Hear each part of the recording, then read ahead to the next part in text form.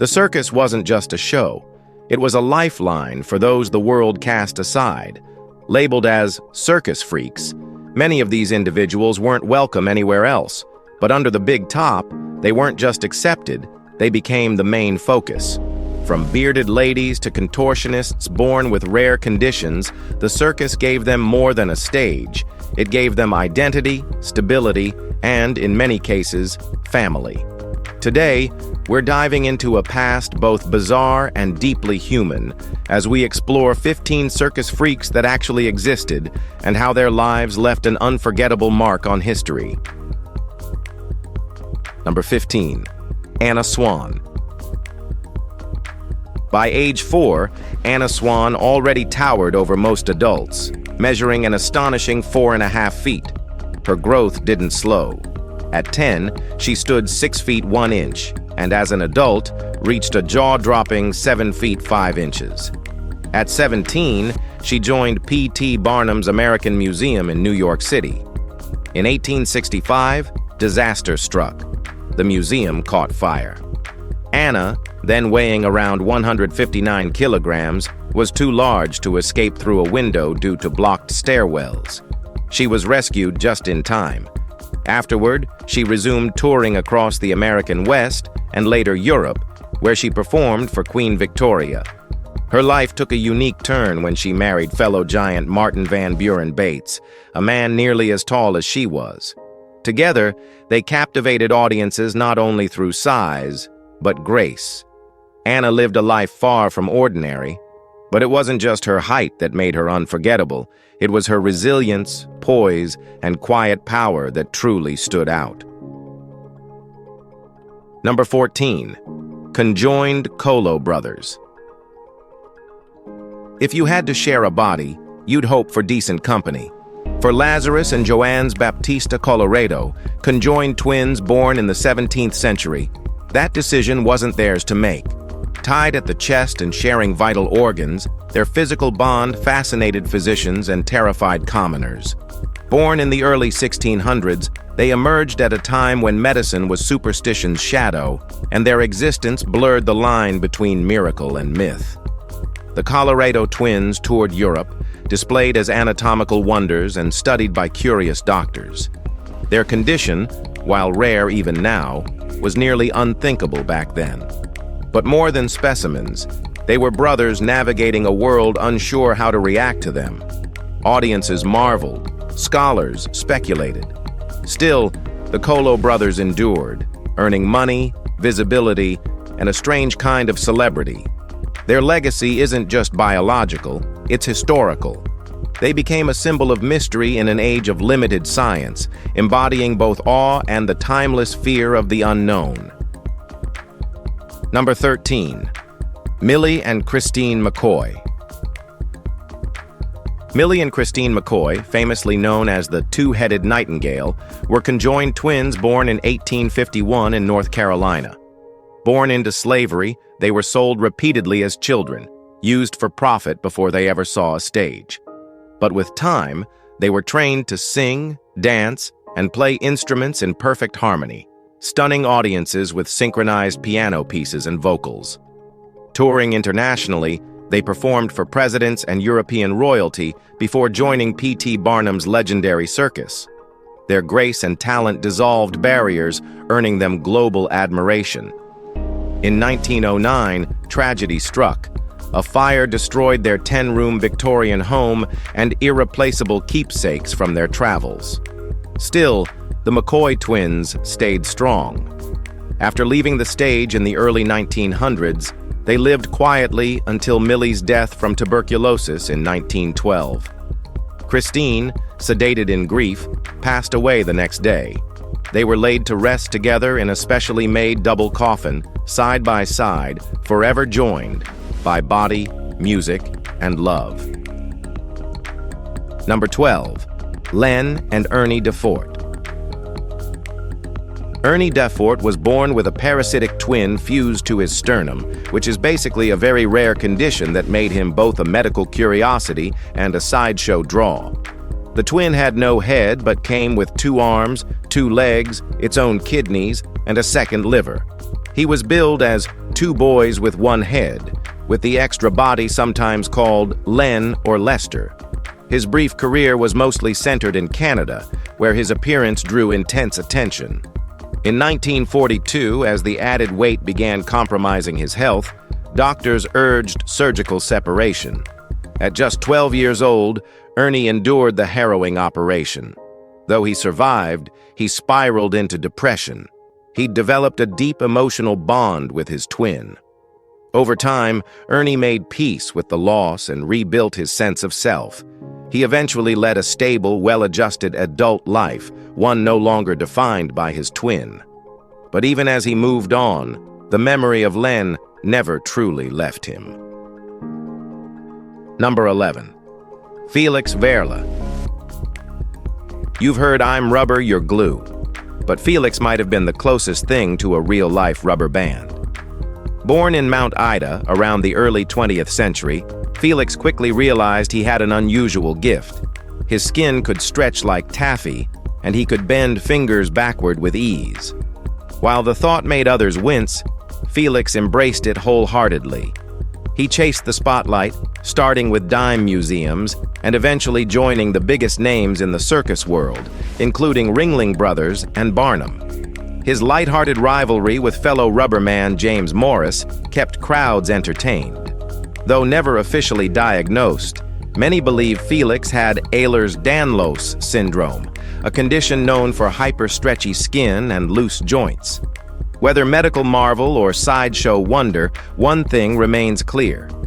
Felix was a born performer. With unmatched flexibility and showmanship, he didn't just make people stare, he made them remember. He stretched boundaries in every sense, becoming a symbol of resilience draped in sideshow flair. Number 10. Ruth Minion, the Penguin Lady. Ruth Minion's unusual body shape made her instantly recognizable. Born with phocomelia, her limbs developed as flipper-like arms, fused fingers, shortened bones, and she waddled more than walked, earning her the name the Penguin Lady. Minion fully embraced the image, performing in a two-piece swimsuit that accentuated her rare build. But her act was far from novelty. She played the marimba, a wooden African percussion instrument resembling a xylophone, and earned acclaim for her musical ability. Her talent took her to major events like the 1933 Century of Progress Exposition in Chicago and the 1939-40 New York World's Fairs. Beyond the stage, Ruth lived a personal life as rich as any. She married twice, first to a man named Largo, with whom she had a healthy child, and later to Earl Davis, known on stage as Hoppy the Frog Boy. They toured together nearly a decade before quietly retiring in the 1960s. Their partnership turned shared adversity into a decade-long harmony. All right, now, let's move to number 9. General Tom Thumb. Charles Stratton, aka General Tom Thumb, was born in 1838 and became one of the most legendary entertainers of the 19th century. Standing only 63 centimeters tall, he caught the attention of famed showman P.T. Barnum at just 4 years old. That single encounter changed his life forever. Barnum rebranded Charles as General Tom Thumb, teaching him to sing, dance, and impersonate historical figures. With natural charm and strong stage instincts, he quickly became Barnum's star performer. His fame spread worldwide, bringing him face-to-face with royalty, including Queen Victoria. Tom wasn't merely a novelty, he was a true entertainer. He performed comedic sketches, delivered Shakespearean scenes, and dazzled crowds with his timing and wit. His face appeared on posters, trade cards, and collectibles, making him one of the most recognizable figures of his era. Despite his stature, Tom Thumb lived a truly outsized life. He later married Lavinia Warren in a lavish public wedding attended by thousands. Number 8. James Morris. James Morris pushed his body into unthinkable territory. Born in the late 19th century, he realized early on that he could twist and fold his body in ways that bordered on the impossible. While other kids played outside, James was bending his limbs into loops, stretching fingers like rope, and contorting his torso like soft clay. His rare ability led him to the circus, where he quickly became a headliner. He competed against fellow human contortionist Felix the Elastic Man, wowing crowds by dislocating his shoulders, wrapping arms behind his back, and twisting his neck with disturbing ease. Medical professionals suspected he had Ehlers-Danlos syndrome, a condition that allows extreme flexibility due to hyperelastic skin and joints. Morris toured with the Ringling Brothers, stunning audiences with each show. His act was no illusion, just raw physical talent and pain-defying control. He turned his genetic anomaly into a performance few could forget, stretching not just limbs, but the limits of human endurance. Number 7. Prince Randian. Some are born into status, others carve their names into it. Randian, known as the human torso, did exactly that. Born in British Guiana, now Guyana, in the late 1800s, Randian had no arms or legs due to tetra amelia syndrome, but rather than shrink from life, he went full force into it. Randian became a touring sensation, performing across the U.S. with major circuses. He was fiercely self-reliant. He could roll his own cigarettes, shave, and even write using only his lips. Every move challenged what people believed possible. His most famous moment came in the 1932 cult film Freaks, where he rolled and lit a cigarette with astonishing ease. It wasn't just a performance. It was defiance wrapped in talent. Randian's presence shattered stereotypes and proved stage power had nothing to do with limbs. His confidence, skill, and unwavering grit turned him into a legend, a performer who showed that control, charisma, and pride come from within. Number 6. Pauline Musters. Pauline Musters, born in 1876, became a global sensation as the shortest woman ever officially recorded. Measuring just 58 centimeters tall, her fragile frame defied scientific expectations, but her personality lit up every room she entered. Unlike many who were featured in sideshows for their physical traits, Pauline possessed genuine performance talent.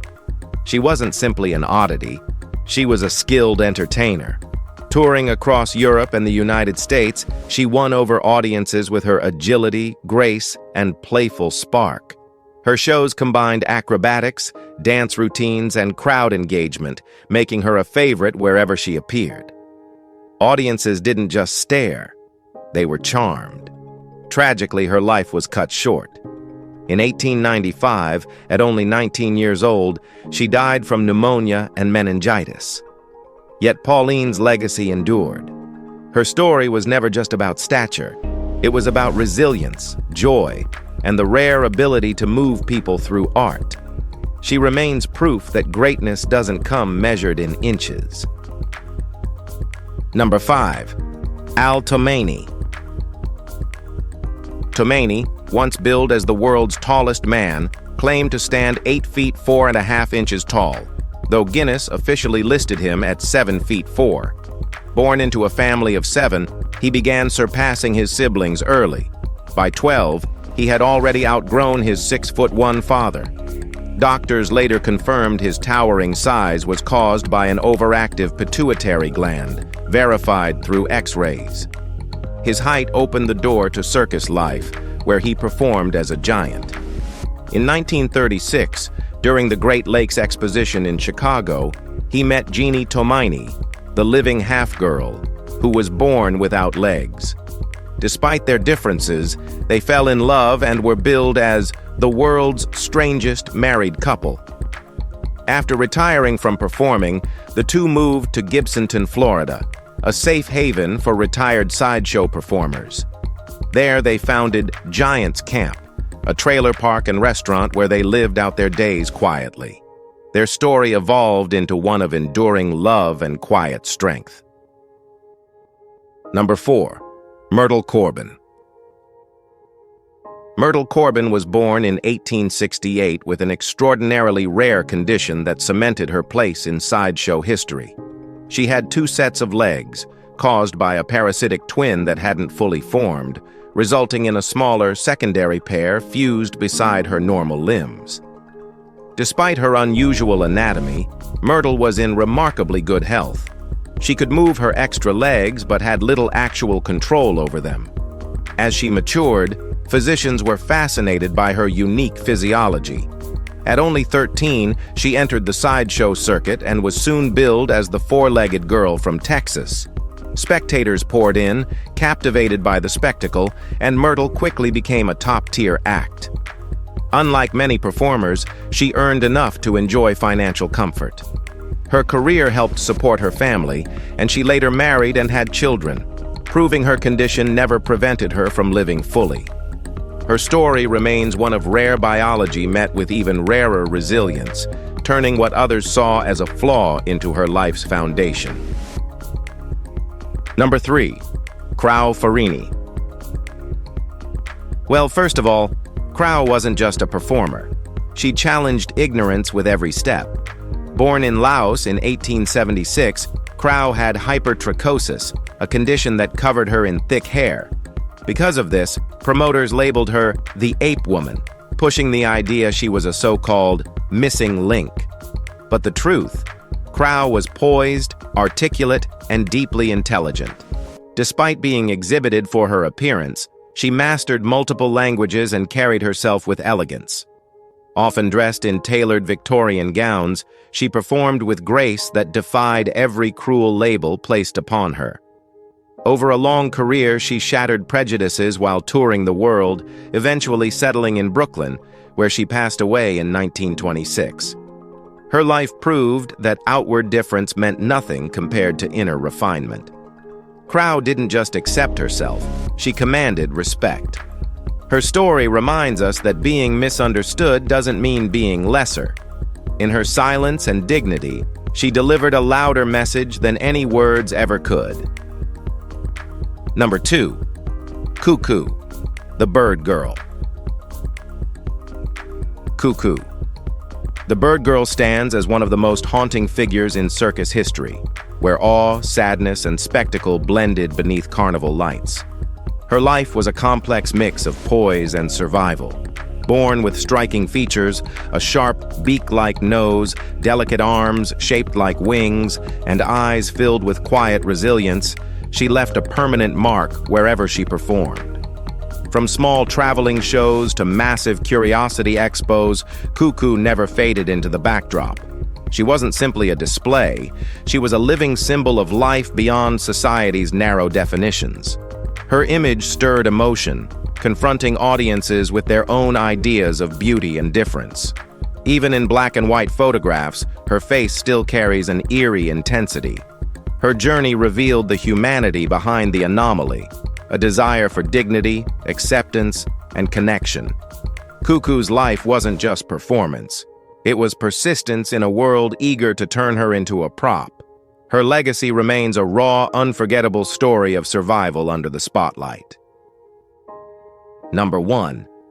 Otis Jordan.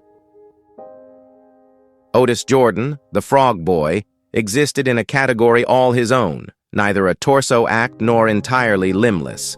He had arthrogryposis multiplex congenita, a condition that left his joints locked in place. Physically restricted but mentally sharp, Otis pursued education relentlessly, graduating with honors and earning a degree by correspondence. In 1963, after visiting a local freak show, he boldly pitched his own act to promoter Dick Burnett. Using only his mouth and 2 working fingers, Otis had mastered appliance repair. Burnett watched him light a cigarette using just his mouth and signed him instantly.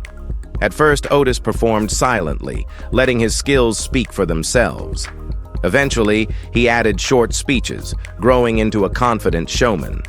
His act wasn't built on pity, it was built on precision, strength, and complete control. Otis never asked for applause rooted in sympathy. He delivered something rarer than physical feats: pure willpower, fierce independence, and a legacy that outshone his limitations. If you've enjoyed this video, be sure to like, share, and subscribe. Thanks for hanging with us, and we'll see you soon.